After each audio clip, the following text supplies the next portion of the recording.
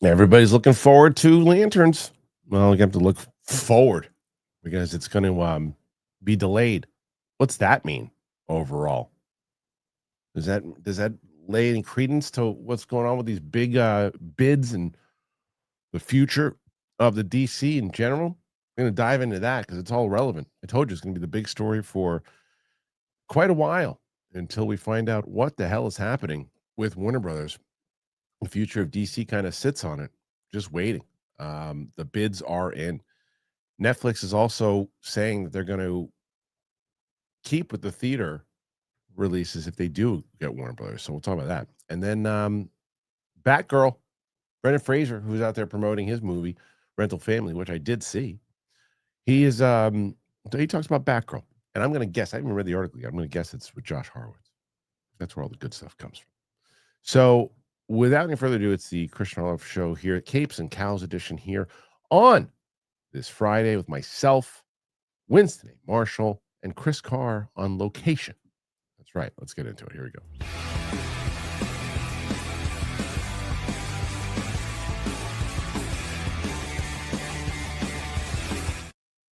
Welcome back, ladies and gentlemen, to the show here today, Friday. Capes and Cowls. Joining me on the show, as always on Friday, is one Winston A. Marshall. And again,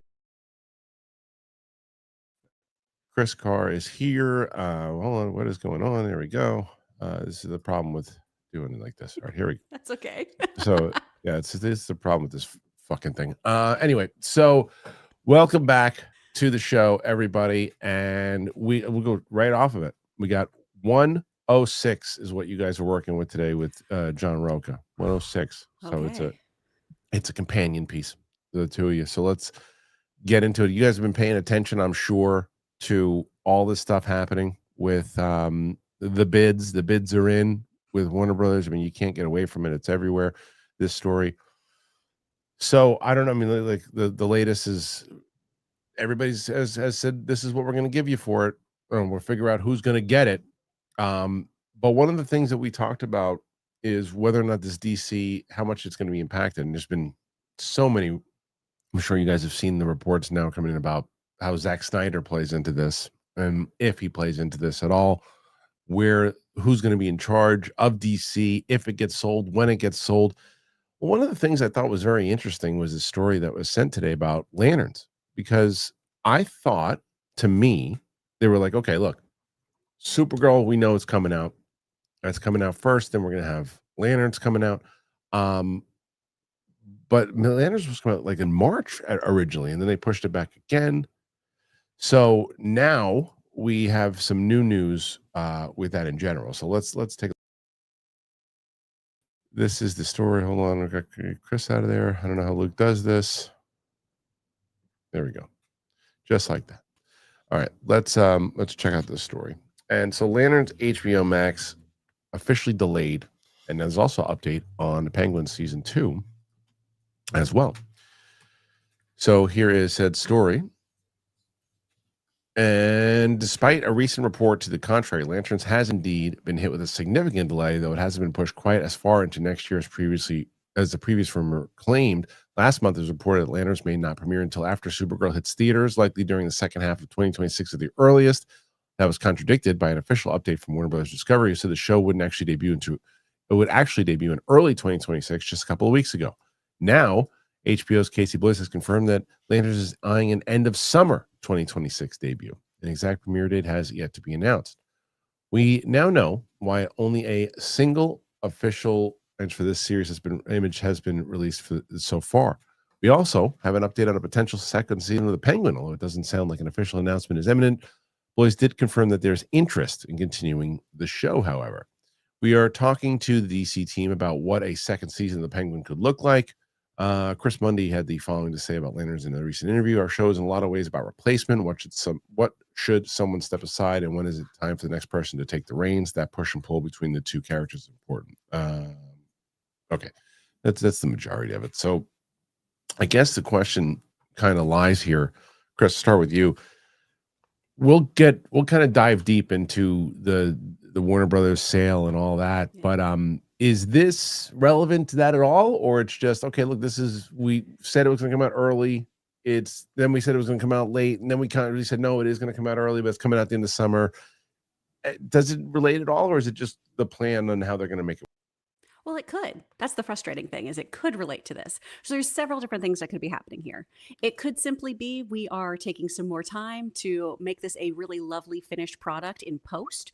No matter how you feel about the Game of Thrones finale, that last season kept getting delayed because of the scope of what they were doing, all those huge battles, all of the different special effects they were doing, all that stuff. So is it something like that where they're making sure that Lanterns really matches the really incredible power of imagination that does fuel the Lanterns' power themselves, and is that translating to screen well so we don't have that kind of Ryan Reynolds situation happen again? Right. Or is this delayed because of everything that's going on the back end with all of the executives, with everything being merged?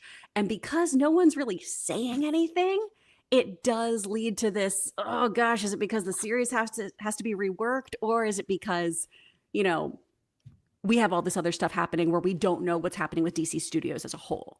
My gut is that it's the latter, where it's because everything is so in limbo with these mergers potentially happening and not knowing where the studio is going to be. That's why things keep getting delayed. But at the end of the day, all it makes me is frustrated because I want this show now. I want the show yesterday. Yeah, I think that's the same thing. I think that it's a matter of this show is, I know it's in your highly anticipated and a lot of people's highly anticipated, and how to do the tone. And it's also another thing outside of Gunn's verse, because Gunn has the super verse right now. It's like even Peacemaker kind of fits into that. It is part of the Gunn verse more so. And this seems more like a DC project that it's going to prove itself outside of the James Gunn hold. So I think it's important. So it's interesting that they are holding it. I don't think it has anything to do with lack of confidence in the show. I think it's very much so what Kris is talking about, where it's like, okay, we have this, and it's another piece that whoever gets a hold of this thing eventually, this is when we want to release it. But I don't know, how do you feel about it? This feels like both an issue of the sale and probably whatever said reworking. I won't lie. The minute the sale kind of took center stage, I got really worried. DC had already kind of left a bad taste in everybody's mouth in the way that the DCEU kind of went and ended, and then it's been really sloppy about, well, the Batman still exists, but we're not getting rid of the Batman, and then you have the Penguin, which was great, and so that kind of weird back and forth. We're doing the Brave and the Bold, we're not. What this is feeling like right now, and now I'm starting to get nervous, genuinely, is it feels like that chaos we thought we had left behind as we started the DCU is right back again. It feels like the studio is, because it's in the trouble that it's been in across the board, has just brought all of its woes back forward because they hadn't fully decided what they were going to do. And if they'd always planned on doing the sale, then maybe some of this needed to go on the back burner. But my guess is, if you're trying to sell a studio like this is one of your biggest IPs. You needed it to be healthy in order to pull that off. So I don't love this at all. This feels bad. I understand your logic, but I actually disagree with you. I think that the whole reason that they're able to get the kind of prices that they've had right now is because they've been building up all their properties, and I think the plan was always to sell. That's what Zoloff wanted to do from the second he bought it. Was that he's planning to sell it and get his properties up. And once, what they did with all those movies, Sinners and Minecraft and everything, what they did there, they're like, okay, we're in good shape here. And then Superman still, from the most recent report, if it made 150 million, it made 150 million. DC is in a pretty good shape. The Batman is moving forward. People are excited about that one. So the DC brand is actually in pretty good shape at the moment. I don't disagree that it puts it at limbo because we don't know what they're going to do with it. And that will go into a deeper conversation later about whatever you believe, whether you believe that the Saudis want to come in and they want to restore the Snyderverse, or if Ellison wants to continue with Gunn, but he wants to keep him on a leash, or Ellison wants Gunn to continue what he's doing, make money, or they're going to get rid of him outright. There's just you're not wrong. It's in limbo. So that's But that's also to be said about any business that is bought.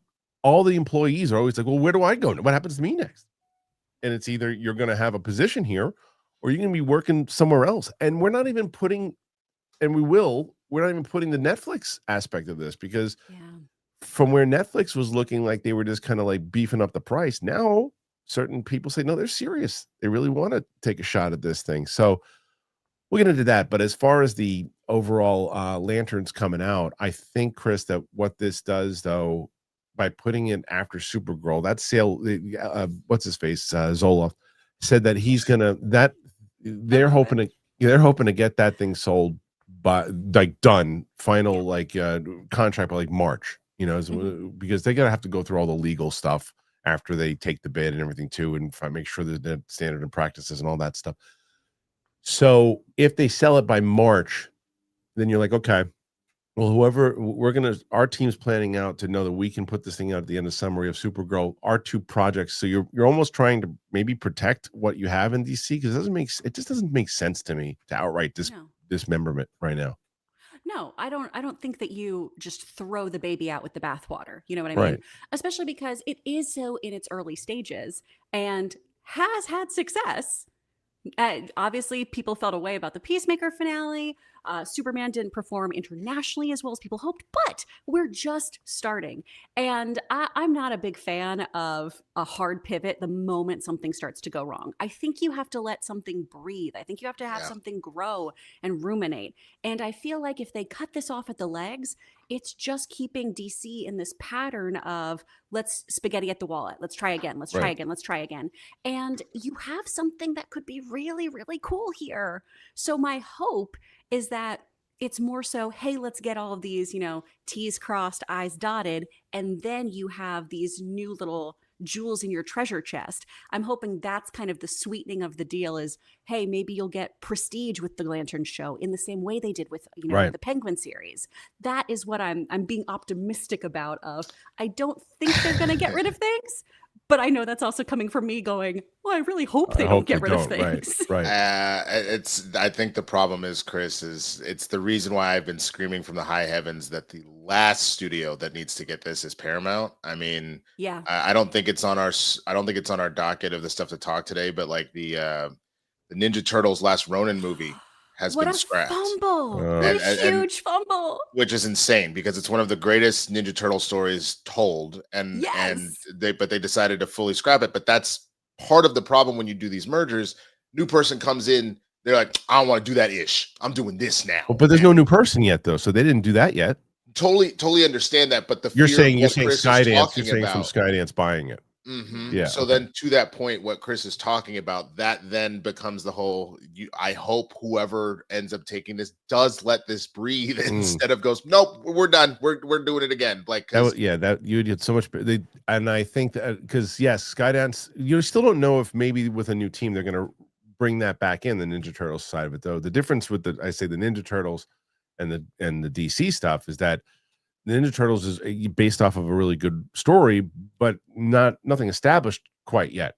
This DC is two or three projects in already. It's like to already just take it out would be, I think, a mistake because you're not giving it a chance and asking people to, again, hey, let's start all over again. Let's do this all over again. You're like, ugh, it's exhausting. Exactly. I know the studio is fiction, but it's so close to reality. It is. Yeah. Whenever these mergers happen, wherever somebody else takes power, we need to stop thinking so much of how do I shake it up? How do I make my legacy here? And we allow the IP to stand on its own, I think. And we have such a great catalog of things here that, again, just needs a moment, just needs a little bit of time. And I would be really impressed if this merger happens and the powers in charge say, you know what, we're going to stay the course. We want to see what happens. We're going to obviously give it our all and make adjustments as needed. But I think it's a bolder move ultimately to play it out and allow the story to be told and then see how people feel about it. It's a better business move at the moment because if you're calling, like, again, let's take and say that Paramount is the buyer or the winner, right? And Ellison's politics is known, Gunn's politics are known, and they are also businessmen. So what if he calls them and he says, look, here's the deal. We're going to let you make your move. We go put Supergirl out there. Let's see how it does. Make it as it is. We're not giving you notes. Things done. Do what you have to do. Let's get Lanterns out there. Let's see how it does on the streaming platform. And then Clayface is coming out. Let's see how those movies do. And you make money for us, then keep making your thing. If you lose money for us, then we're going to have a conversation. And you're going to have a conversation after the 2 or 3 movies that you've already put in together before we were here. So now we would actually like to focus on this. And one of the notes that we saw during those 2 movies that came out that people didn't like was that it leaned too heavy into this. We'd like you to try to take that out of there. And if Gunn's like, I don't want to do that, well, there's the door. And we might just very well continue on with what you've set up. Or the flip side of that. Now, if again, depending on what you feel about the rumors on the Snyder thing, is the only thing about if you did take out Gunn's thing and start all over again, you wouldn't really be starting all over again with Snyder, but you bring a whole bunch of new baggage in there with what you do bring in. So who knows what's really happening. That I think is the scary part, because I mean, on the one hand, I'm not saying that investing our emotions isn't important. Of course it is. It's how you build a business and a brand, is that you are getting people to invest their emotions in your stuff. I mean, at least for us on that end, it's not like we're all personally putting in a whole bunch of money that we feel like people are just toying with our wallets. But it's still not great. It's not great to feel like you're excited about something only for it to be, pulled away from you, like Charlie Brown and the football all over again. So right. I mean, think about the Great people. Analogy. Yeah, and think about the people, the newer generation that's not in this space, and just the casual fan that went and saw Superman, and then they're like, okay, here's your sequel to Superman. Then Henry Cavill starts flying around again. You're like, well, what's happening? It's like what's happening? It's like there's a hardcore fan base that will be excited about it, but then will people care? I don't know. But as far as Lanterns goes, what do you guys think about Lanterns being pushed? Does that make sense? Or is the other thing we didn't really talk about, is it nothing related to this at all? And they just said, we're going to establish the fact that we want to come with Supergirl first. I'm going to make sure the Supergirl follows up right after what Superman and Peacemaker did. And then we'll get into Lanterns. What do you think about that? Put your thoughts in there. Let us know. All right. This story is not even close to being over. We have a lot to talk about on it today. But before we do, I want to tell you guys about Ridge. You got something to get. Chris, I don't know what how Logan's wallet situation is. I think we talked about it before, but if you want to get him a good one, I got something for you. Ooh. So both Ridge and I'll tell you guys about Prize Picks. Check it out. Getting a Ridge wallet was a game changer. The big chunky wallet was the worst. It was like a giant crusty leather brick, which is kind of like falling apart at the seams. Well, Ridge, I've been telling you about it. It's unique. They have the slim kind of modern wallets, and Ridge took their game-changing wallet and made it even better. You can look at that Ridge 2.0. It's the most refined version of the Ridge wallet. It's been perfecting the wallet for 12 years, and everything's better with the Ridge. It's 10% lighter, which is cool. Every gram matters in the Ridge wallet 2.0. They found the perfect balance. Is what I like about them. They made it more modular with improved cash straps, money clips, and the AirTag attachment. There's an improved surface design with tonal logos and matching plate cash straps. I like the Yankee one because that's what they got me, and I dig it. And it's so easy. I love it. Just look at that design. They have over 100,000 5-star reviews, and it's proof that Ridge is a gift people love to receive. It's not just about wallets, too. They create premium everyday carry essentials. They have key cases, they have suitcases, and they're game-changing power banks, all built with the same sleek, durable design. You can find the perfect gift for every wish list. Give the gifts that stay out of the junk drawer and find their way into morning routines, travels, and adventures. I'm getting my brother this. I hope he doesn't watch this because he's going to know how to get him, but that's what I'm going to get him. And for a limited time, Ridge is having their huge Black Friday sale. Head to Ridge, RIDGE.com to get up to 47% off of your order. It's by far the biggest discount that they're going to give all year. That's Ridge.com for up to 47% off your order during the biggest sale of the year.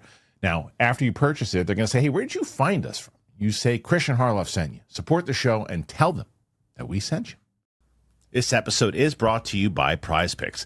You and I make decisions every day, but on Prize Picks, being right can get you paid. Don't miss any of the excitement this season on Prize Picks. where it is good to be right. Look, I'm having a rough football season. I had a good week 2. The Giants played really, really tough against the Cowboys. It just wasn't my week. But I'll tell you what was. My highlights from Prize Picks. It's so simple.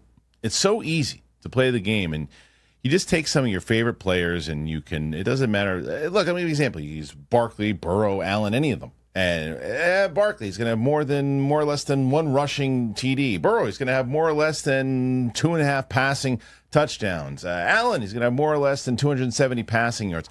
It's simple to play. Prize Picks, it's really easy. You just pick more or less on 2 to 6 player stat projections. If you get your picks right, you could cash in. Prize Picks puts their users first, so all withdrawals are fast, safe, and secure. Prize Picks offers Venmo, Apple Pay, MasterCard, and more for quick and easy deposits into your account this football season. Prize Picks invented the flex play, which means you can still cash out if your lineup isn't perfect. You can double your money even if one of your picks doesn't hit. Prize Picks is the best place to win cash while watching sports. Join millions of users and sign up today. Download the app today and use that code Kristian to get $50 in lineups after you play your first $5 lineup. That's code Kristian to get $50 in lineups after you play your first $5 lineup. Prize Picks. It's good to be right. Thank you to both Prize Picks and, of course, to Ridge. Glad that they're both on board. I'm glad that you guys are on board. All right, guys. So we are trying to get to 106. Currently at 10. Not too shabby, but we'll see. We'll see. But it's amazing though, because this is not ending. This story with I mean, what the hell's going on? What is that? What is that? Okay, I think something's wrong with Streamlabs because my Rodecaster did not. I have it on mute, and yet somehow you heard me. I was trying to open this. I don't know. I think they heard that in certain parts of Europe. Jesus Christ! Does this happen to you? Because I hit the little mute button on the microphone, and yet you still heard me. Yeah, it didn't work. Yeah. Jesus Christ! Cheese and rice. At least you found out now before you started talking shit about either of us. Bro. or like my fiance comes in and I'll be like, just never mind. I'm just never mind. All right, let's get to the rest of this stuff because, like I said, I would told people that until this story is Gonski, we're gonna be talking about it because it's one of the most important stories going on in the business right now, and it's gonna have such an impact on all the stuff that we talk about. So the bids are indeed in. This is everything going on, so you're all caught up. So it begins from deadline. Paramount, Netflix and Comcast formally submit bids for Warner Brothers Discovery. Paramount, Comcast, and Netflix have all submitted bids to acquire all or part of Warner Brothers Discovery, ushering in a dramatic period of evolution for the media business. Multiple sources confirmed the bidding to deadline, with the word coming as a deadline for non-bidding bids arrived on Thursday. There will be another round after the particulars are hashed out when bidders will be asked if they want to submit final binding offers.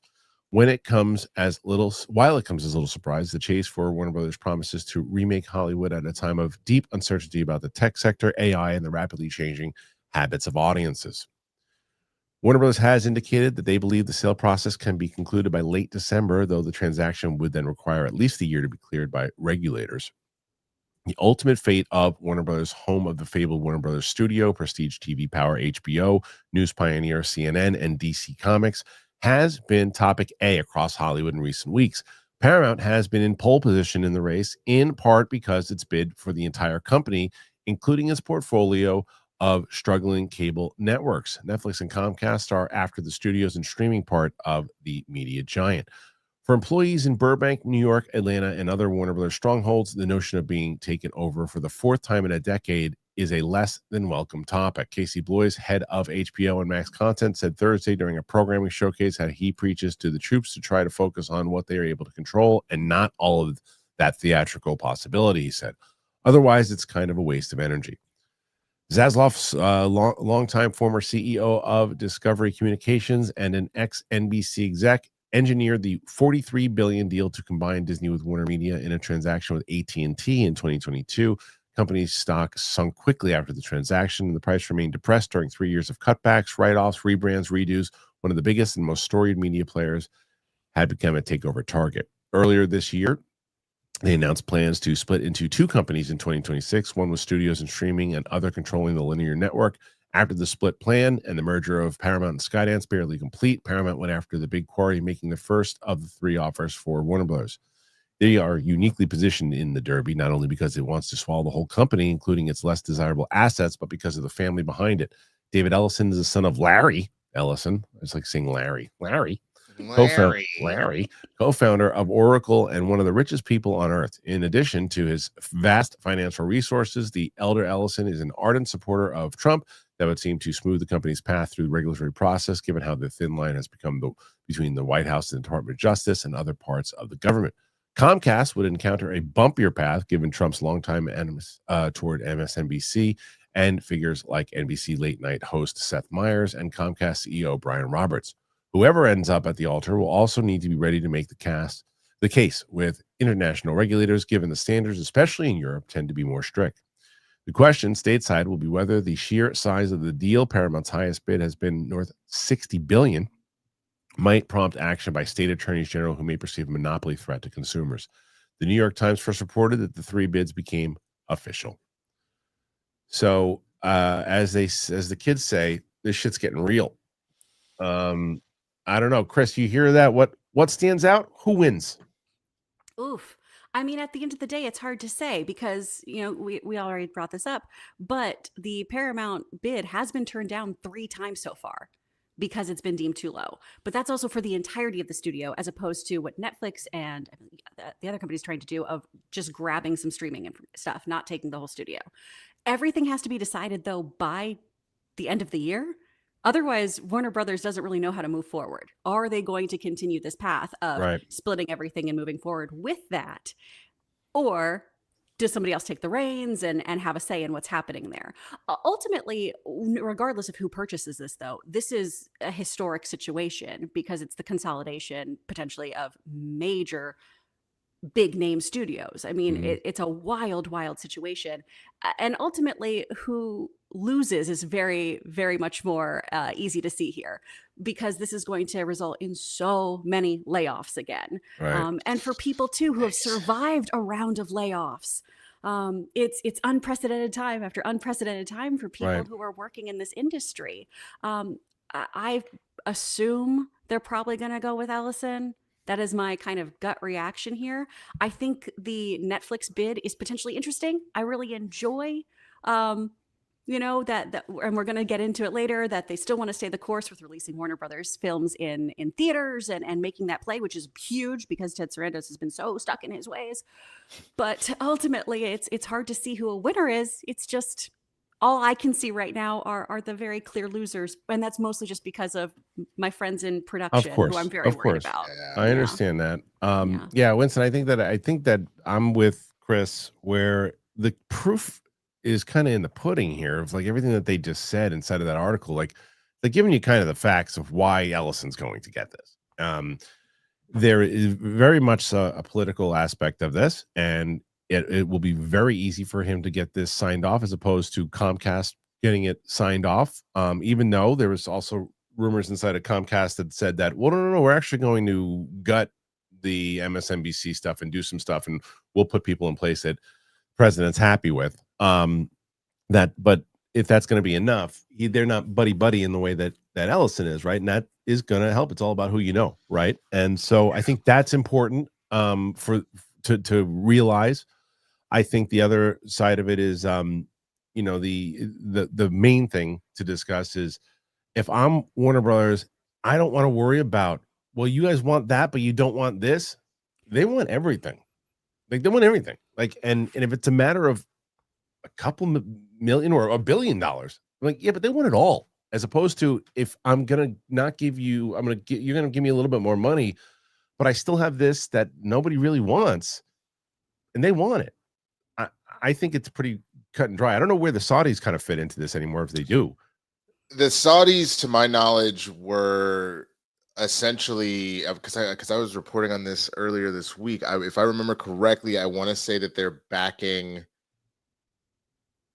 think it was. There's rumors that they were backing Paramount and Comcast, Yeah. but then both denied it. So who knows? Okay. Either way, I mean, I think what bothers me about all this more than anything is both what Kris said, and I've said this from the beginning when this rumor about this sale came up, is yes, that the first thing that's going to happen is you're going to lose a massive part of this labor force, because when these mergers happen, you're like, oh, well, now I have 2 CFOs. I don't need that. So you exit. That's the first thing that came up. We have 100 janitors now. We only need 50. Like, you're literally just going to cut half of it off when it's all said and done, is the first problem. And then the second thing is, it links, in my opinion, kind of back to the whole Kimmel situation a couple months ago, in that the thing about media is that there's space for everybody. So there's space for every single, like, Kristian has certain things that he likes to watch. I have certain things I like to watch. Kris has certain things she likes to watch. This idea of kowtowing to whoever's in the Oval Office to, decide that's what the media is going to be up one way or the other is not a good look. It's a better look to have a wide variety of stuff. So this idea that, like, oh, well, I'm buddy with them, so then I'm going to put the kind of just this particular content up. That's the other element of this that I really don't like one way or the other, which is why the idea of Paramount Skydance is the one that worries me the most. But it is what it is. It feels like this is a train that nobody can get out of the way of at this point. Yeah, I mean, they don't even mention inside of this article, like I said, the Saudi side of it. So who knows what that is? Because they don't. I mean, is there a full on bid? Are they backing someone? I mean, you could deny it all day long. I mean, maybe they are backing Comcast. Maybe they are backing Skydance. Maybe that's why they're able to say, they call them and go, look, we're going to help you outbid Comcast, or we're going to help you outbid Netflix. We just want saying it on this side of it, will be your partners on doing this. I mean, I don't know, because then you get away from the whole, if they bought it outright, my question was, like, how does a foreign government buy an American property that way? And so maybe if they're investors in it, it's a different situation. So I don't know how that works, but nonetheless, the bids are in. So what does that mean for you guys? What do you think? I've seen a lot of people in the chat saying kind of the same thing that Kris is saying. Whoever wins, we lose. Do you feel that way? Do you not feel that way? Do you think that maybe it could be a better thing for Warner Brothers or a worse thing? Put your thoughts in there. Let us know what you think. Continuing on, and as Kris mentioned, that Netflix is a player in the game as well. And Netflix, the biggest thing with Netflix, everybody was asking, was going, well, but they don't like to release movies in theaters. Well, now there's a story that says basically they wouldn't be doing that. They wouldn't mess with that. That's what they're saying. So let's see what this says. Netflix reportedly vows to continue releasing Warner Brothers movies if a merger happens. Okay, let's see what they're saying. Despite previous streaming-focused approach to entertainment, Netflix has reportedly agreed to honor Warner Brothers' theatrical commitments should it acquire the David Zaslav-run company. One party that has unexpectedly climbed at the top of the list for candidates to acquire Warner Brothers Discovery is Netflix. Despite a previous report stating Netflix was mainly interested in driving up the price for Paramount Skydance, the streaming giant has actually made significant moves to purchase the company. After securing the services of an investment bank, Netflix CEOs Ted Sarandos and Greg Peters were said to really want to acquire Warner Brothers. Now, a new report seems to indicate that Netflix might be more committed to the sale than previously thought. According to Bloomberg, Netflix has informed Warner Brothers Discovery that should a merger between the two occur, it will continue to release the studio's movies in theaters. Per the report, Netflix also plans to honor Warner Brothers' contractual agreement for theatrical releases. Significant potential development. Netflix honoring the previous deals is to be expected in case of a merger. They are, after all, contractual obligations. What's significant is the streamers purported vow to keep releasing movies in theaters. A previous report from the Wrap stated that Netflix was slowly warming up to the idea of theatrical releases. As such, it's an evolution that has been coming for some time. However, acquiring Warner Brothers Discovery would fully thrust a streamer into theatrical business much sooner than it seemed like it was going to happen. Michael O'Leary of Cinema United expressed skepticism over Netflix's long-term focus on theatrical distribution. They said that the apparent agreement is to abide by existing contractual obligations. That they might inherit says nothing about a meaningful commitment to theatrical exhibition. It's a fair point. It's important to note that concerns for the future health of the theatrical industry extend to buyers other than Netflix In a recent report, for example, a theater executive told The Wrap that Paramount merging with Warner Brothers was a red alert situation, given the potential diminished theatrical outputs from both companies. Despite this interest, Netflix acquiring Warner Brothers still appears to be a challenging task. An analyst from Morgan Stanley cast doubt on the viability of a merger. He said that out of all the interested parties, they may have the smallest synergy opportunity and perhaps the toughest regulatory path to close the acquisition. Also proposed that a deal of this scale could lead to a pressure on the financial performance of Netflix's new acquired Warner Brothers properties, which might in turn result in Netflix needing to grow at a faster rate to justify the spend on such assets. Okay, so that's good enough. So for me, one of the things that I always thought in Warner Brothers getting involved in this, Winston, was that if I was Ted Sarandos or whoever, and I'm like, okay, one of the things people keep telling us that our biggest problem that we have with creators and other things that we don't do theatrical releases and that we don't have that. So, but the thing that we don't want to do is one of our fears is spending this kind of money, knowing what we can do and how this is beneficial to us by putting it on our streamer instead of putting all this money into marketing for movies and having these big bloated budgets and stressing like every other studio. So what if we buy Warner Brothers and then give creators an option to basically say, okay, Kris Carr, you want to make a movie with us. You're going to make a movie with us, and you are going to, you want to make an adaptation of whatever this book is. Lord of the Rings entirely with Muppets. Right. Okay. So with that, you want $330 million to make it, or $350 million to make it.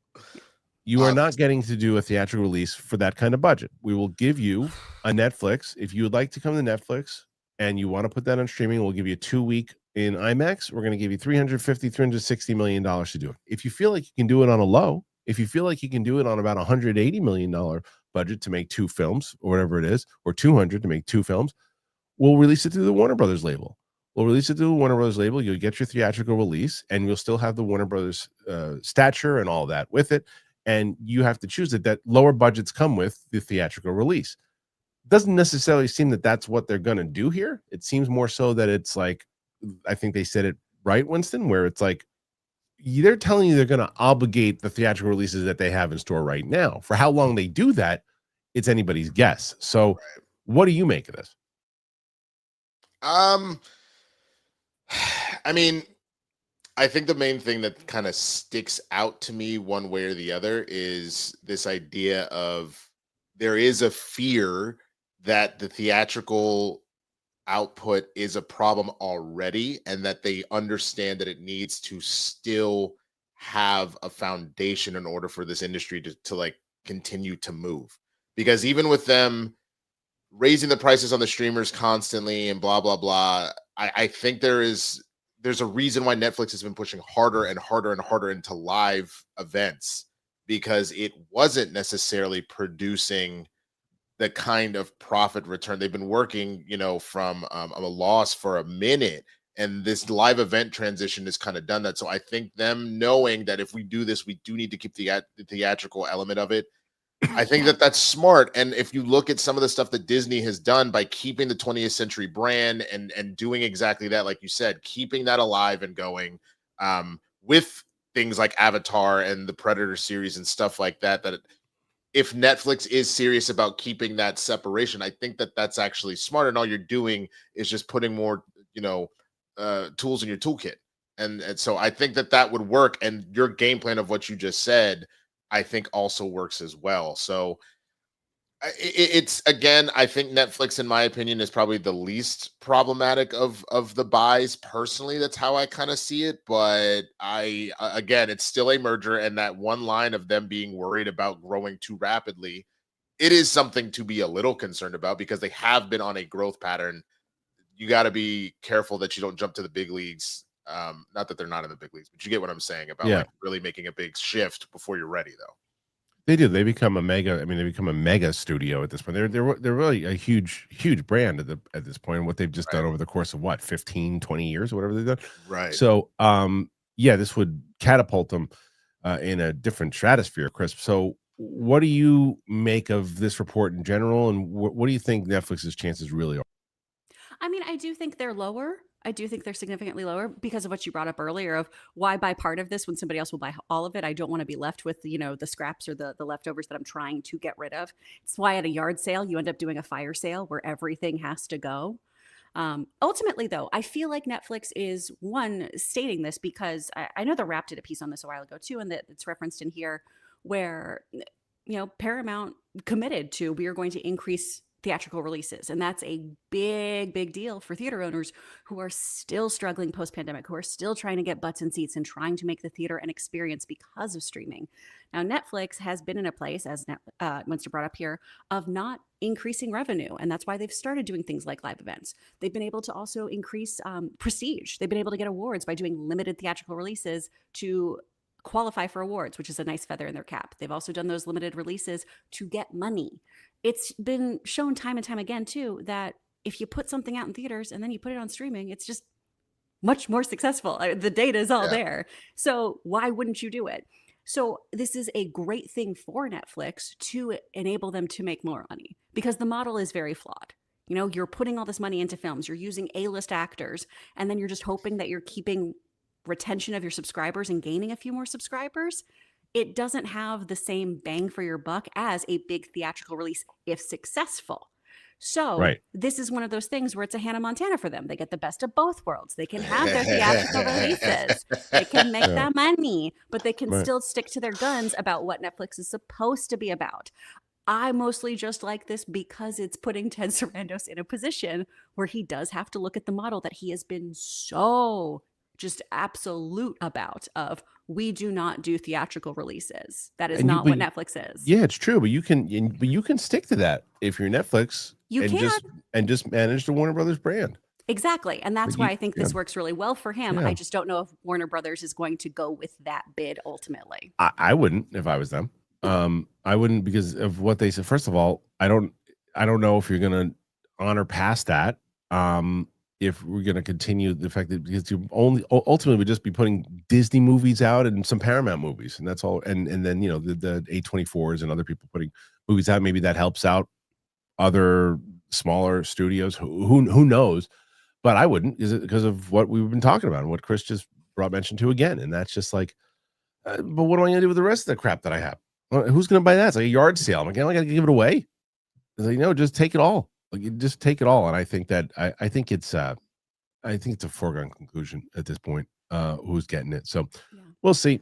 What do you guys make of the Netflix idea deals? Do you think that Netflix has a shot in hell in getting them? If so, what would happen, and what would a Warner Brothers world look like if Netflix were the owners? Put your thoughts in there. Let us know.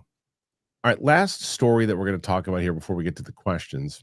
I just saw Rental Family. Did either one of you guys see that movie by any chance? Not yet. I'm so excited about it. It's really sweet. It's a really sweet little movie. And Brendan Fraser is in it, and he's really great. And he's in Japan, and he's an actor that's been kind of struggling, but he's made Japan his home.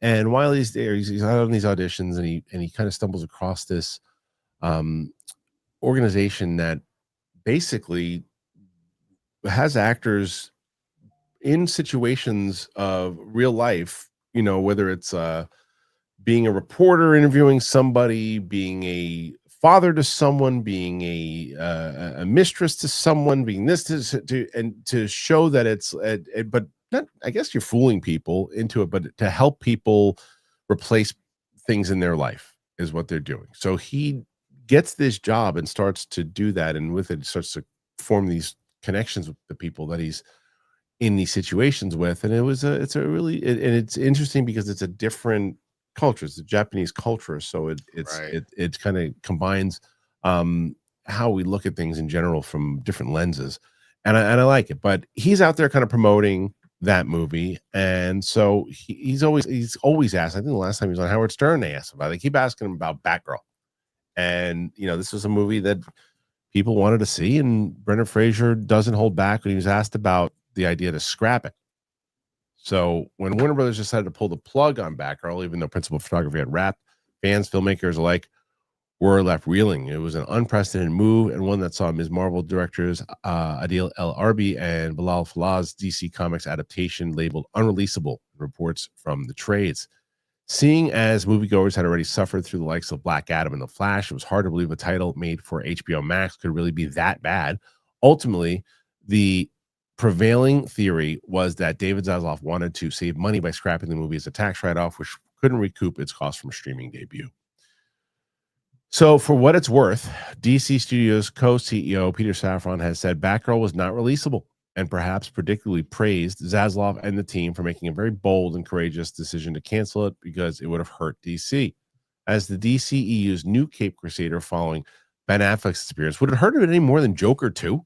I was going to say, so brave, so bold. I'm So just brave, saying. so bold. Like, I don't agree. Look, The Flash wasn't the best, but I enjoyed a lot of that movie. I know Kris Carr did not.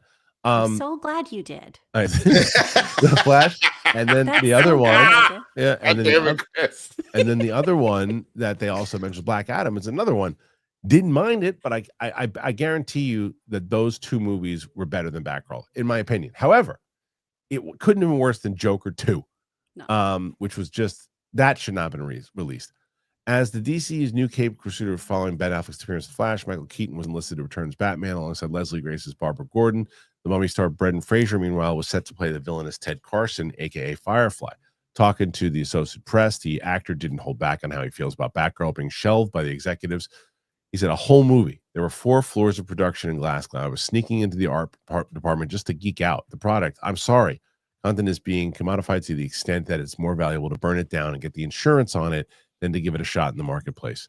There's a generation of little girls who don't have a heroine to look up to and go, she looks like me.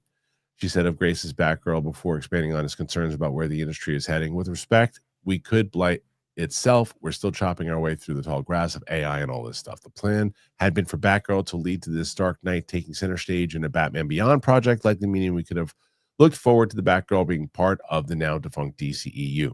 Instead, DC Studios has rebooted the franchise as the DCU with a new Bruce Wayne set to take center stage in A Brave of the Bold.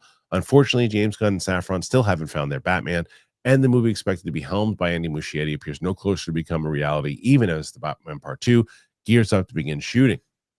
Yeah, look, I think the other thing to be mentioned here, and as Safran was pretty vocal about it, don't think that James Gunn and Peter Safran didn't have also a big thing, a big say in this. I guarantee you they had a big say in this. And I guarantee you they said, this is not something, would it have lost a ton of money? And would people eventually have forgotten about it? Sure. But you could have released it, right? You could have. Yeah. I think if I was like, look, I want to just get it. Like, is it going to hurt you guys if I don't release it? And they're probably like, no, it's not, because it's leading to what they just said. We're not going that route. And we've already got a freaking Batman movie with Pattinson that's good, and people want to see another one. So we got that problem we got to deal with, because we're trying to put together our Batman, everything too. So what do? And we're not going to release it. We're just not going to release it. I'm going to make the money on it. Like, all right, fine, do that. Guarantee you. But I don't know, Chris, do you still think that this should have been released, or is it one of those things where, like, a business decision? Look, it's Warner Bros. Money; they do whatever they want to do. Well, yeah, if I get to spend their money, it's a different story, right? If I'm the one doing it, I'm always going to be furious about this, just because I want a Batman Beyond film with Michael Keaton Right. as Old Man Wayne. I want it so badly. And the fact that I don't get that is mean and cruel. And I will complain to David Zaslav to the day I die. I understand why they did it. I understand that getting that tax write-off money is what they decided was best for the studio. And that's what Zaslav was brought in to do. He was not brought in to create things or spearhead projects. He was there to make this company fiscally sound. And that's a very different job than creating things. I love the shade in Brendan Fraser pivoting to content. Yeah. I love it so much. That was genius. That was great. baller. Oh, it's so nice. And of course he's going to feel a way about it. You know, I have been involved in some terrible projects that I have loved while I'm making them, that I'm so excited about, that I think are going to be really, really wonderful. And then audiences can see it and go, wow, Chris, that's real dog shit. Oh, thank you so much. Right. I understand. Everything is subjective. But to your Right. point earlier, too, I just can't imagine a world where this was worse than some of those other films. I just can see why they went dollar signs. That's what we're going to go with. That makes the most financial sense because this is guaranteed money where Right. any film release is a calculated risk. And I think that's the thing also, Winston, is the fact that, like, I'm sure if they could go back in time, they would have shelved Joker too, and said, we're not releasing that because that movie lost so much money for them, and they just thought they underestimated, and I think they tried to take advantage of the audience, to be completely honest with you, and then they let Todd Phillips I blame Todd Phillips for that movie 100%. I give him all the credit and all the accolades for the first one 100%. But I think that he almost kind of resented what happened after the first one and just completely changed it. And the things that everybody loved about the first one, he went like this, and it's like, what are you doing?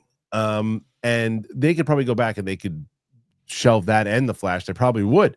But as Chris said, it's a calculated risk. What do you make of this? Yeah, I first of all agree with Chris. Brendan Fraser's shade in that is beautiful. That was a like chef's kiss on the way that it just little subtle digs. And she's also correct. He wasn't just brought in to make the studio money. Zoloft, as Kristian likes to say, it was rumored back then he was brought in to make it sellable, because that's essentially what he had been doing previously, like over with Discovery and things like that. Is he's the guy that gets you in a position so that you could sell your assets. And they gave him a giant bonus for it. And that's the reason why there was a lot of creative decisions. We were like, what are you doing, sir? So good on Brendan Fraser for saying that. And again, the people that were behind this got their wish. Here we are again. This is all tied back to the merger, the potential merger that's on the horizon. That's all what this was about from jump. But I agree with Brendan Fraser. It set a horrible precedent of, think about all the people that it was reported that they had shows on Adult Swim and Cartoon Network that got axed because a lot of animation just got axed. Think about all the various TV shows and movies. Like, yes, I will say, because of the pandemic, the streamers got a little out of control with the amount of content they were putting out without quality controlling a lot of it. But it just got real ugly, and it set this precedent that artists or directors or actors or whatever are now content creators, and we just don't respect them like that. And it was ugly, and I hate that this happened, but I'm not surprised based on what now Warner Brothers is doing. Well, there you go.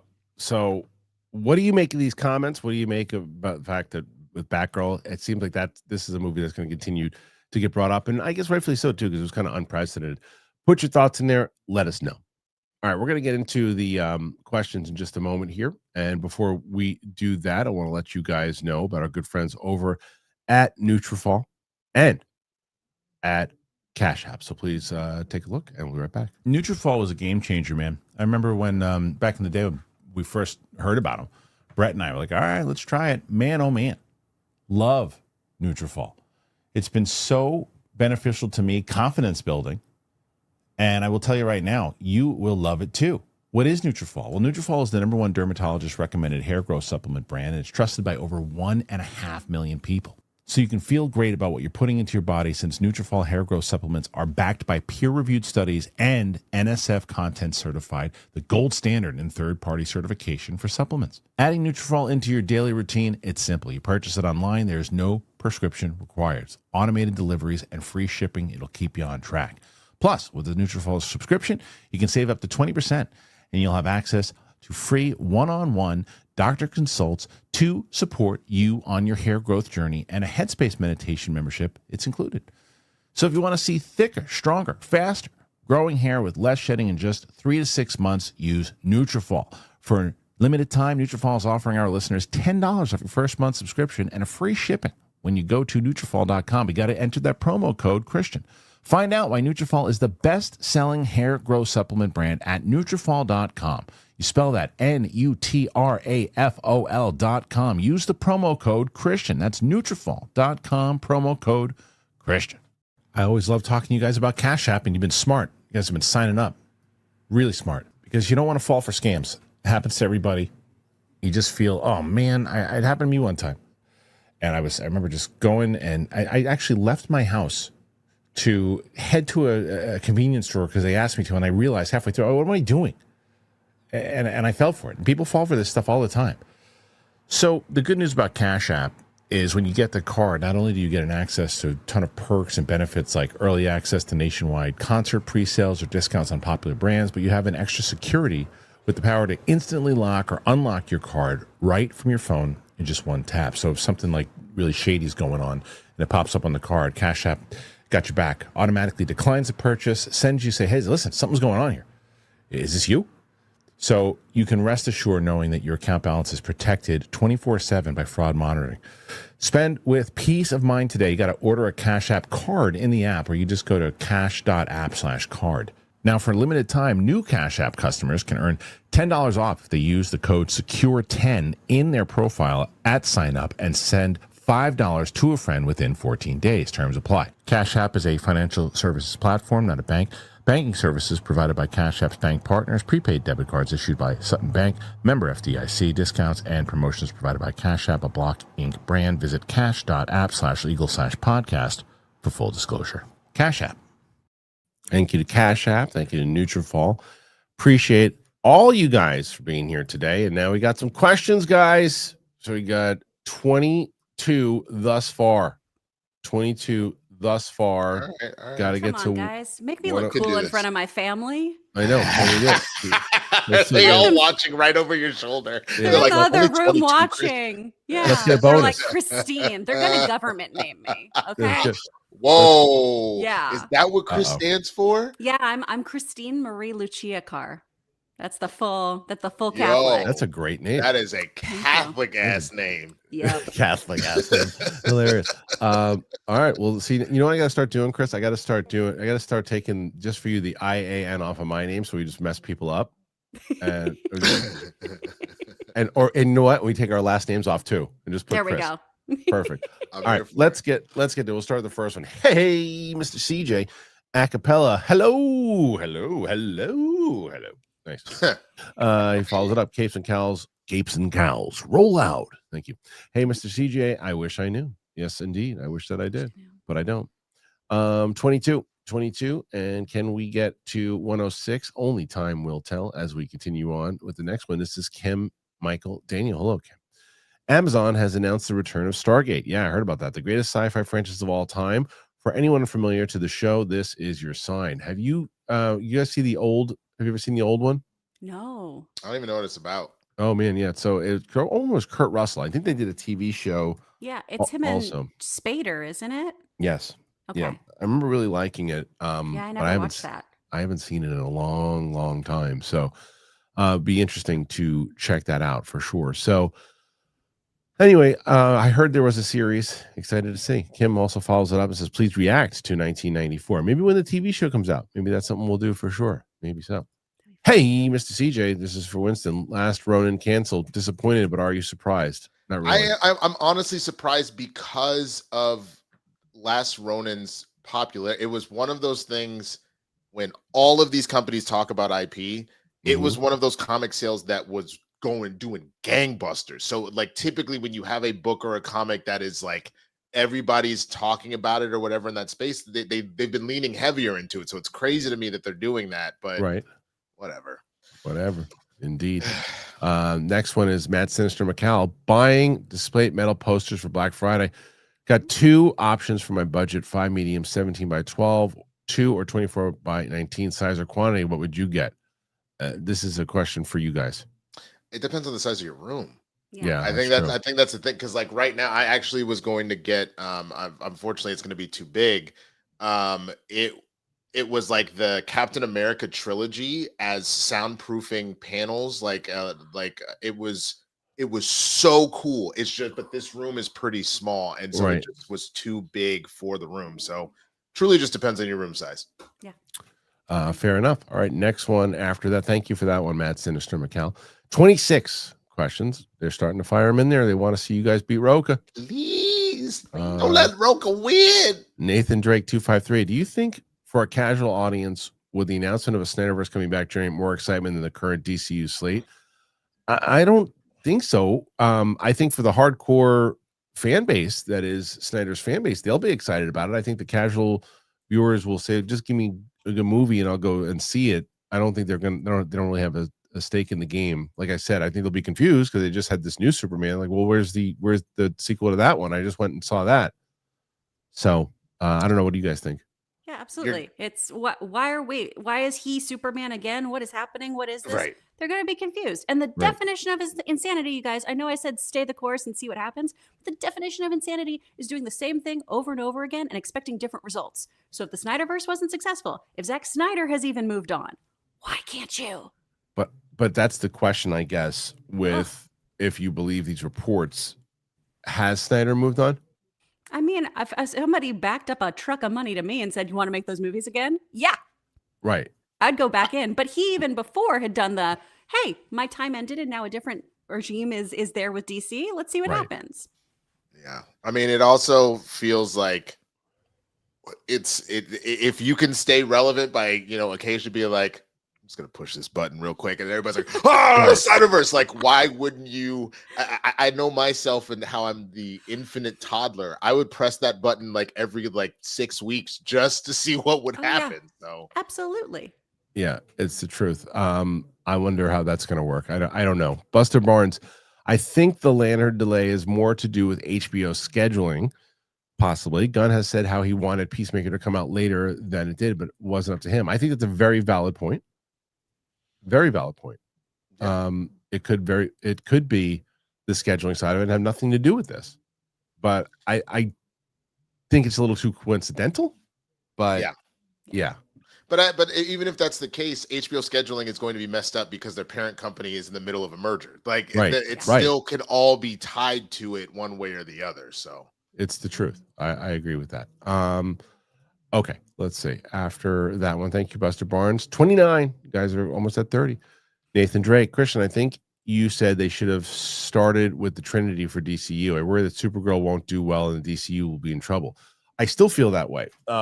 I think going with as good as this, everybody talks about it. This is the only reason I'm excited about Supergirl is from hearing how great it is. This comic book run is from everybody that I do these shows with. Dude, that might be your Christmas present. Is I might send you the be great. I'll read it because I want to see it now. My question though goes because this is factual. If Supergirl does not perform, this regime is in trouble. It's with the merger. They wouldn't be as if there was no merger going on. Then he's like, okay, then they're gonna go with something else. And they'll just maybe change course. They'll be in trouble. Yeah. Ralph. Watching Sam's reaction to Knives Out makes me think that she's gonna love Seven and Shutter Island. Don't worry, I'm gonna show her. I promise. Oh, dude, I love me a good mystery movie. Yeah, she loved Knives Out. Where she's coming in here today. We're gonna watch the second one. Oh, nice. Yay! I was gonna watch Shelby Oaks because I haven't seen it yet. I was gonna watch that with Sam, but instead I'm gonna watch it with Tina instead. Okay, Johnny Patrizia. What was your favorite TV show growing up? I mean, when I was really young, it was Three's Company. Oh, good pick. I feel like it would change pretty regularly. Yeah. So I loved Fresh Prince of Bel-Air. I was big into Family Matters for a while. Family Matters. Family Guy, South Park, The Boondocks is up there. Is a Chappelle Show. Chappelle Show is probably my favorite of all time. Okay. Yeah, I was when I was really little. It was like Sailor Moon. Loved Family Matters, and then I got obsessed with the Colbert Report. I taped it every night, and I'd watch it during lunch in high school. I was so cool. It's like, I'm gonna go sit in the theater room and watch Stephen Colbert. That's hilarious. Really hilarious. Okay, so yeah, those are some good ones though. I like that. 31. And let's see, next one. And by the way, Three's Company still holds up. Oh, so funny. There's some he was one of the most brilliant comedic actors maybe of all time. Oh, really? Incredible. Yeah, no, he really was. There's this one thing that has gone viral on social media where he drinks this drink and he has to go through this entire party and he's dancing with these old ladies and he's running around, he's jumping on the bar. It's just brilliance. It's absolute brilliance, physical comedy. Armada. Fallout TV reaction with Winston. I'm the TV shows are going to start to take a back burner. They don't do well on the channel. They simply just don't do well. The Demon Slayer is eating shit. The Welcome to Derry is not doing very well. I'm gonna take a break on the TV reactions, but movies will come back full force. Everybody here, Kris is gonna start doing stuff in December. Winston's gonna do more movies in December. I think we're gonna try to do as much as Demon Slayer as I can, but it's starting to get to a place where it's just financially just doesn't make sense for me anymore. GoPal, why do they do this? The YouTube, I don't know. YouTube like just changes the names. For some reason. It's a little weird. The only thing I could think of is my email is somehow made 2 separate accounts. It has like my Swaggy Blurred like channel one but it also has like an email address. So I wonder if maybe he had accidentally logged into. No. It's everybody. It did it to everybody. It did it to everybody. It did everybody. I wonder about the 2-week IMAX and streaming. You got some money from tickets, but you end up spending 80 to 100 million on P&A. Yeah, I know. I agree. I don't understand how that works as far as if you can benefit off of that. I don't know. Shay Markell, am I living under the rock? Do you guys know that Netflix not only does English dubs, they also do an AI effect over the mouth to make movement match English? I did not know that. I didn't know that, and that to me is one of the rare exceptions where AI being used in movies actually is a pretty cool technology to do, because you're not changing anything, you're not saying, you're literally just making a slight alteration in order to make it fit better. I think that's pretty dope. Smart, actually. Yeah, because a huge thing in dubbing, and I apologize for this term, you match the mouth flaps. Gross. Yeah. It's foul. It's foul. Yeah. Well, I mean, it's only foul if you go into that neighborhood, and I guess you are. That's where I live. I'm a resident. That's fact. You are the president. That's true. Hey, Mr. CJ, I wish I knew. Indeed, me too. 32, and Shay comes back in and says Netflix has an AI effect that uses CGI over the mouth of the actors to sync movement with whatever languages audio that we select. What the F, am I late? I've got to see. I've never even realized that was a thing. I gotta look. Cool. That is cool. I didn't notice that either. That's pretty dope. The Little Yankee. Support and listening while getting ready for work. Have a great and safe weekend. All thanks for the show as always. Thank you, Little Yankee. You are the best. Yeah. Appreciate that. 33, as we're going to keep moving. Joe Hendo, I didn't care that the Batgirl was getting made, and I didn't care that it got canceled. Warner Brothers had no idea what the hell they were doing. I think that's fair, too. I didn't know what they were doing. They were just trying to make money, and it was going to go to streaming anyway, which is the other interesting thing. Nathan Drake, so why didn't Sony shelve Madame Web as a write-off?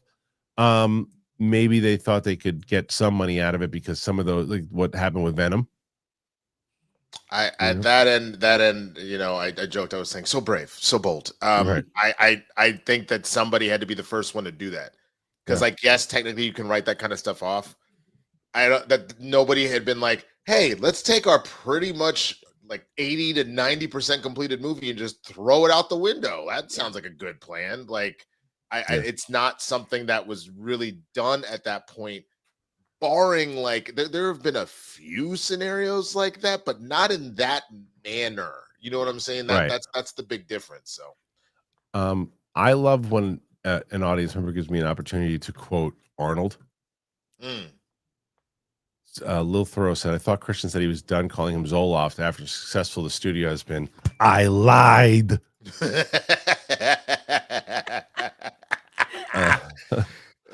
Fascia Bruta. What are each of your top favorite movies of 2025? Well, I'm going to have a whole list of that, so I don't want to give too much. But I can just tell you that I can guarantee Sinners will be in there. Mm-hmm. I can guarantee you that Weapons will probably be in there. I can guarantee that F1 will probably be in there. Guarantee you that Roofman will probably be in there. Yes, those are some of the ones that pop in there right now. And I was thinking, I still got to see Marty Supreme. I missed my screening last week, which I was bummed about. But I need to see some stuff. We still got Avatar coming. Right, Avatar.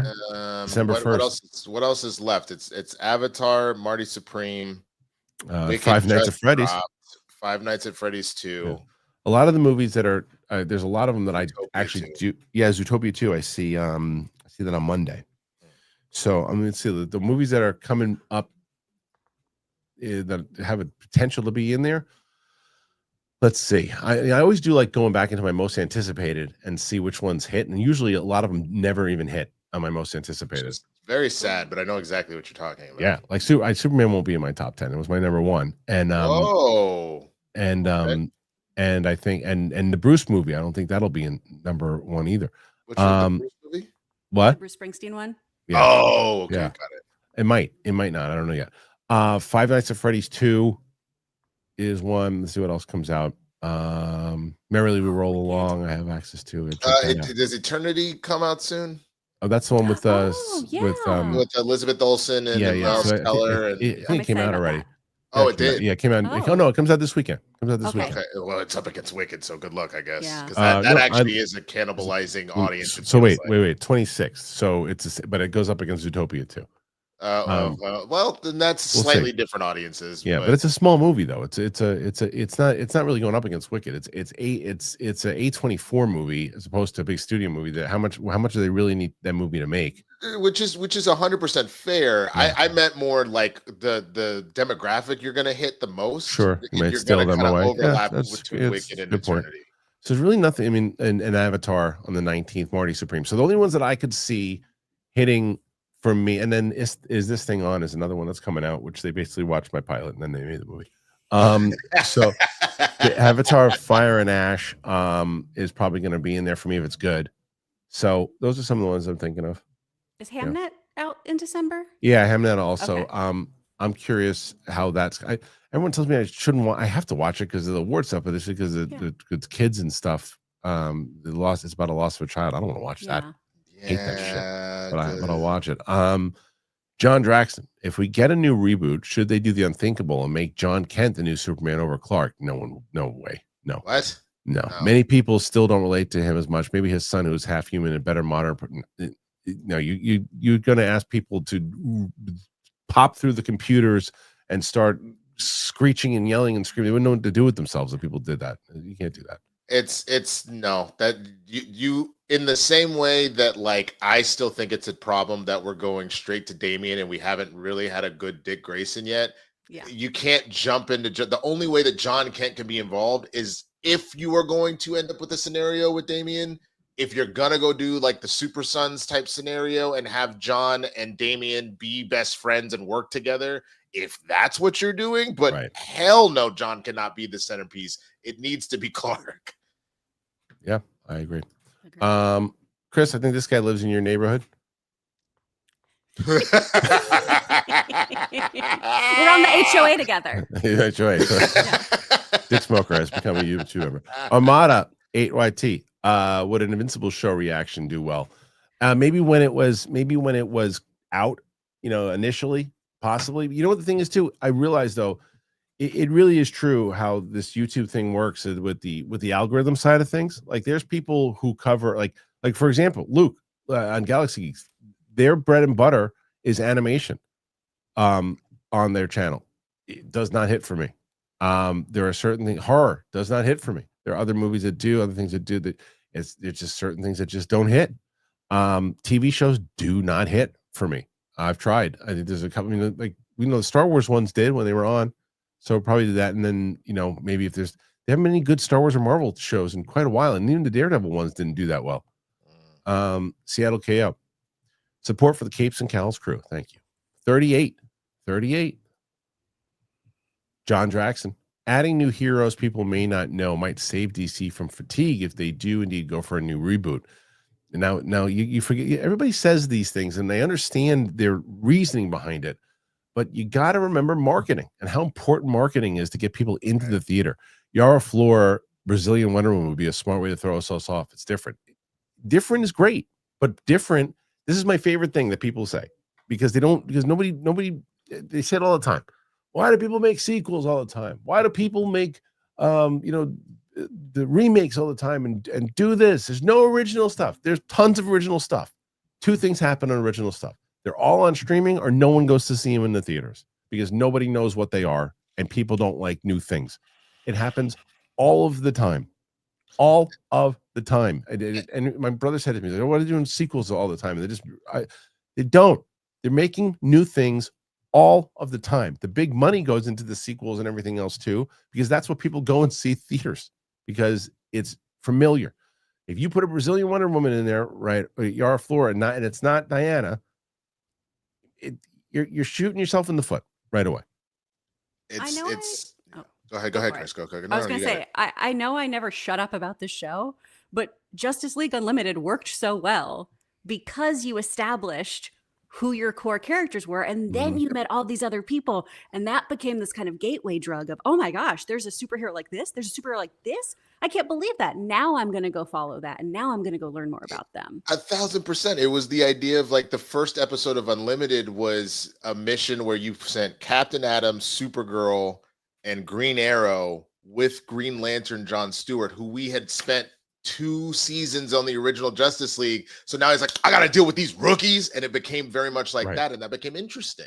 Yeah. You cannot jump in with the Brazilian Wonder Woman, unfortunately. No, unfortunately. Harv's K. Hey, Chris, stay away from that last episode of Welcome to Derry. Extreme eye violence. This is true. This is true. Fantastic show, though. Yeah, there was. But the only problem with that, and I guess I can talk about it now because I didn't do a reaction to that one. What I'll say with it is, every episode of this show, I'm so locked in, and then there's one scene that the CGI is so. But the CGI in that scene, Harv's, was awful. It was awful. There's been, and I love the show. I love the show, but there's been about 4 to 6 usages of bad CGI that has sucked me out of it. And it was like it is the CGI in that scene that he's talking about was so dumb. I was like, oh, this is awful. It was like from 2004. Ugh. Thanks for freaking out. I love that you guys think that I would watch this. Right. It's actually a really good show. It's a really good show. The Pennywise gift scares me. I can't watch the show. You would be. Yeah, I'm well, such a baby. You wouldn't be a baby on the first one. I'll tell you why. Because the first episode is not easy for me to watch, and I'm pretty good with this stuff, and it's really gory. There's 2 scenes in the first 2 episodes that are like brutal. Like real brutal and graphic, and you'd jump through it would be a great reaction, but you'd jump right out the window. Okay, Will Schuick. Snyder needs to direct the absolute universe. I mean, yes, but no. Okay. I mean, if anybody was perfect for that, it actually would be him. If I'll be honest with you, I think that's kind of what he wanted to do with the DCEU. And Kristian, I like, just for an example, Batman is super jacked, but he's not born rich. He's born to like just a regular ass family. His dad was like a school teacher. His dad gets murdered. His mom lives. He's actually friends with his rogues gallery until they become the rogues. It's gritty as hell. Wonder Woman wasn't on Themyscira. She was actually raised in hell. And like comes up and is like a badass, and that like it's amazing. And Snyder would have crushed that, but again, I don't think Snyder is going to be anywhere near this kind of stuff unless the merger dictates that that's going to happen. Armada, Pluribus is crazy. Don't watch Kristian; it's scary. I don't have enough. In there to say what if it is or not. Did you guys watch it? I haven't seen it yet. Haven't yet. Okay. So I don't know. I haven't seen it either, so I don't know. Joe Hendo. Not every Snyder fan is like the toxic part of the fan base. Most of us have moved on. Just saying. It's very true. You guys people get lumped in with it. And look, I'm trying to think. I really I love Man of Steel. I know that I don't know where you guys stand on it. I really like that movie a lot. I like it. It's fine. Yeah, Wonder Woman. Really like that movie. Really dislike the ending, but I like the movie a lot. Batman v Superman extended cut, dig it. The Justice League Snyder cut, dig it. Flash, a lot of stuff that I liked, a lot of stuff I didn't like. Suicide Squad, absolute farts. The Suicide Squad, good. And this is all ranking inside of the DCU, or the DCEU rather. What else? There was a lot. There was both Aquaman. I wasn't a big fan of Aquaman 1 or Aquaman 2. There was Birds of Prey. Never. I bailed on it. Two Shazams. Both okay. Black So I Black Adam. So I would say I would be welcome. I would welcome if it. I mean, okay, where are we going with it? Sure, I don't need it, but I'd say let's see where it goes. If that's the decision it's going to go, but I think it would be a mistake to discontinue what they're working on right now. Michael, You guys should watch Baby's Kids and react to it. That's Oh old my school. God, I Old would. school. I Yeah. love that movie so much. Old school. What is Yeah. that? Oh my God. Oh my God, Chris, it's so good. It's old school. If there's one without Baby's you, Kids. yeah, dude. If there's one without you, put me and Chris to watch Yeah, Baby's Baby's Kids. Kids That are would be good. hilarious. Really good. All right, let's see. After that one, this is Gerard. I just hope Werewolf will be better than Wolfman. That movie was terrible. The look of the werewolf reminded me of the inbred freaks from Wrong Turn or the radioactive freaks from The Hills Have Eyes. Trust in Robert Eggers. That Wolfman movie, you're talking about the one that came out the beginning of the year. I thought it was terrible. I'm with you. Who was the director? Because the director was someone who was pretty good, right? Who directed that movie? Werewolf with Julia, what's her face? Garner. Oh, okay. Let's see, who directed that? I want to see who directed that because there's somebody I thought was it was the dude who did Lee Winnell, who did Invisible Man. I like Lee Winnell a lot. I did not like that movie. Oh, the movie came out at the beginning. It was one of the first movies I saw this year. That movie will not be in my top 10. I'll tell you that. But I'd love to see what Robert Eggers does with a werewolf movie for sure. 100%. 39. Fastia Brut or any 2025 movies that deserve more love. Roofman. 100%. Roofman deserves way more love. Yeah. Roofman was absolutely great. Yeah. And I think the big thing that it did for me too is like I already knew that like I liked Channing Tatum and I thought he was a strong actor. Yeah. I forget sometimes about Kirsten Dunst just because she great. still works, Yeah, but yeah. like she does it every couple years if she's into doing a movie and whatnot. She is so good, man. They have great chemistry too. Right. Mm-hmm. Have you seen it yet, Chris? I haven't. It's actually on digital now. Oh, Just sweet. came out on Okay. digital. The Long Walk. Oh yeah, that one's in Oh, there for me yeah. too. Long Walk Yeah, yeah. deserves a lot more love. Yeah, Long Walk's Absolutely. I'm so glad you brought that up. That's definitely in my top 10, if not in my top 5. Mhm. Agreed. Love that movie. Justin, Yorimishi, what's popping, yo? Has anyone seen Kung Pao Enter the Fist a long time ago? I think it's the funniest movie ever. What's I love yours? that Funniest movie.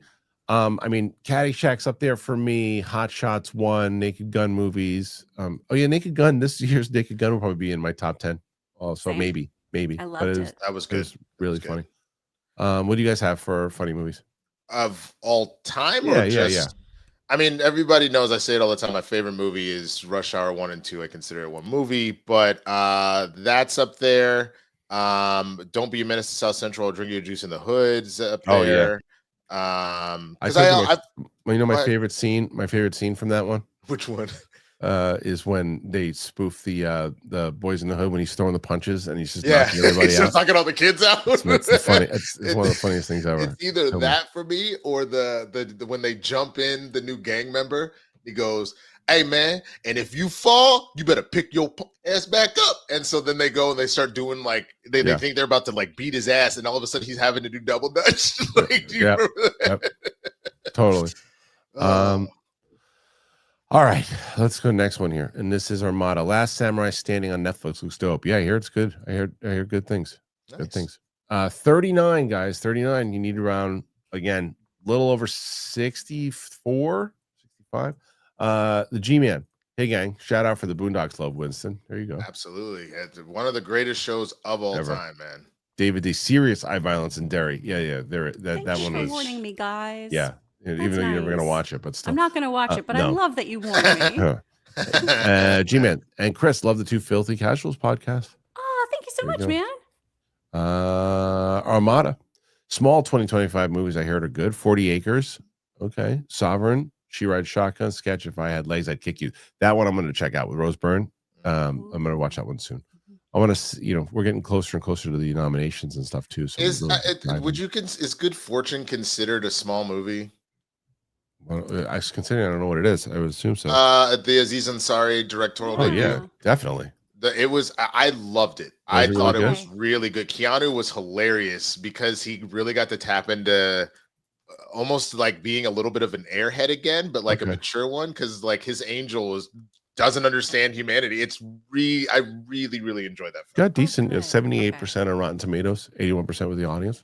I'm Pretty supposed to watch that with Logan when I'm back in town. I'm so Okay, excited cool. that it's good. Yeah. Okay. Okay. So that's again, 40. We've hit 40 here as we are moving down the road. Is that how it goes? Nope. I don't think He's so. on down the road. Moving right along. Moving right Oh, He's along. moving on right along down. is He's on Muppets, down yeah. the road. I went whiz, yeah. Yeah, no, that He's was on Muppets. down. Harv's K. Last Samurai Standing is pretty cool. Think Squid Game with samurais and ninjas. That's cool. Whoa. Takes place around the same historical period as The Last Samurai. Well, I'm pretty gonna watch that Yeah. immediately. You said Yeah. Squid Game and That was- Samurais and Ninjas. Jesus. That's it. All right, guys. With that, that's our show. So one more just came in. Dark Smirk, Doomsday trailer longer for Avatar over online. Oh, maybe, but I still think though we're just in a very different spot here today, where someone's going to leak it, and if you already beat them to the punch and release it first, then it doesn't matter if they post it, and then all the copyrights and everything too. I think, I think you release it the day before, and then you release it in the theater. So I know we have conflicting opinions on that, but nonetheless, Yeah, I liked the idea of at least get through opening weekend and release it on Monday. sure. I like think- the idea of it's great, but whether or not The they're able to. execution, yeah. I think it'll still do gangbusters. I don't know. I still not that Avatar needs the boost. It doesn't. But I still think it would do gangbusters. I'm not. if you Of did course that. it would. But that's not what I'm saying. What I'm saying is, okay, so you release it, you release it in the whole weekend. You don't think some asshole is gonna leak it on? but Of course they will. But it's not gonna it's gonna be the ghetto bootleg version, and it'll be fine. Yeah, I think it would be a massive error to do that. But we'll see. We'll see what happens. We'll find out soon. Unheard Sirens Inc. Yes, Boondocks is hands down one of the funniest shows of all time.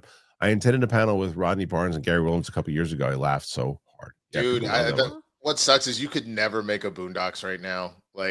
Just the way that where we're at now in society, you couldn't. But it was so spot on about so many things. And if you've ever wanted to try and have some sort of gateway into black humor and things like that, and it is so good, huh? Armada, Disney D+ means it's on Disney+. Yep. Okay, so 43, not bad at all. Guys, I don't know if we're gonna have a show next week because of the holiday weekend or holiday week. So we'll have to figure that out. But there's one more question. Hold on a second. Paul Hitchcock. High hopes for Werewolf. Eggers is great. I need a good werewolf movie. After Grillo's Werewolves, that movie had me begging for a silver bullet. I knew what that movie was, so it's like a very kind of 80s by accident discovering it on VHS. Going, what's this? You're in an old school video rental place, and this is some movie that they made this B movie. It was an intended B movie. It knew exactly what it wanted to be. So I knew what it was, but if you weren't expecting that, I could see why you didn't like it. Did you guys see that movie? No. No, okay. Nope. Yeah. All right, you guys got a lot going on. Kris Carr, they mentioned the podcast. Tell me about it. What else you got going on? Yeah, Two for the Casuals, wherever you get your podcast, Spotify, Apple Pod, etc. Or you can find us on YouTube. This week, we are actually releasing a Patreon episode so that you can kind of hear what we do on Patreon. It's a great episode where Amy is talking all about Knott's Berry Farm. She knows so much about theme parks, you guys. It's fantastic. She's to theme parks as I am to the Muppets. We have very, very specific interests. So go check that out. You can also always go to speakfriendstudio.com if you want to do voiceover classes. I actually have 2 spots left for my advanced voiceover class that starts on Monday at 4 p.m. Pacific Standard Time. So if you want to get in there, come hang out with me. Winston A. You can find me at the Swaggy Blurred on all platforms. We've got a Blurred Breakdown on Mondays, the pop culture show for when you need to know, see what happened was. On Tuesdays, Spill the Tequila with myself and John Roca on the John Roca channel. On Wednesdays, and this Wednesday in particular before Thanksgiving, Blurs in the Hood, myself and Jay Washington, we are doing a Black Family Feud. So if you want to find out, everything from what is the best Thanksgiving food to other questions I'm not going to say right now because I don't want to ruin the game. You got to come and do it. It's going to be great. And then obviously here, and then the Demon Slayer reactions, or I don't know if we're putting them on pause to do movies right now, but we'll finish season 2 for sure. Cool. All right, guys. Thank you for joining us here today. As always, have a great weekend. enjoy your time with your friends, your family, whatever you're doing this weekend. Have a great weekend. Be safe. And that's it. So Apple Podcasts, Spotify, anywhere podcasts are found. Really appreciate you. Check out the Clips channel. And I heard you. Listen, I heard you. We tried to do an experiment with the Clips channel where we did collaboration, but they were like it was like clogging the subscription feed. So we're not doing that anymore either. So we're doing experiments. Give us a break. Thanks for being here. Appreciate you. And we'll see you guys on the flip side. Bye.